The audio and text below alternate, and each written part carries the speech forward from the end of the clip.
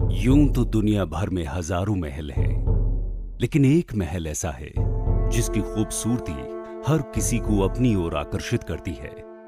इसी खूबसूरती के चलते इस महल को ताज महल कहकर बुलाया गया। यानी एक ऐसा महल जिसके सिर पर ताज सजा है।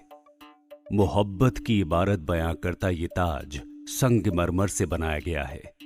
इस इमारत को मुगल सम्राट शाहजहां ने अपनी सबसे प्रिय बेगम मुमताज महल की याद में बनाया था, जो आज दुनिया के 7 अजूबों में शुमार है, जिसे देखने के लिए सालाना 50 से 70 लाख सैलानी देश विदेश से आते हैं।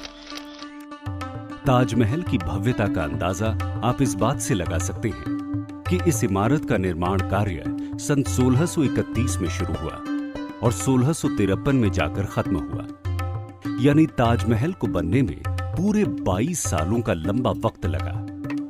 इतना ही नहीं, इस इमारत को बनाने में तकरीबन 22,000 मजदूरों ने दिन रात काम किया। अगर आप इतिहास पर गौर करें तो पता चलता है कि शाहजहां सम्राट होने के साथ ही वास्तुकला की भी अच्छी समझ रखते थे। नतीजतन ताजमहल की नींव रखने से पहले यमुना के जल स्तर से नीचे गहरे गड्ढे खोदे गए। इन गड्ढों को पत्थरों और गारा से भरा गया। यमुना के जल स्तर तक बने स्तंभों के ऊपर एक उचित फासले पर पत्थर के स्तंभों का निर्माण किया गया, जिन्हें विशाल मेहराबों से आपस में जोड़ा गया। ऐसा करने से एक तो नींव मजबूत हुई, साथ ही यह सुनिश्चित हो पाया कि अगर कभी यमुना में बाढ़ आई तो जल की धारा ताजमहल को बिना नुकसान पहुंचाए स्तंभों के बीच से निकल जाए।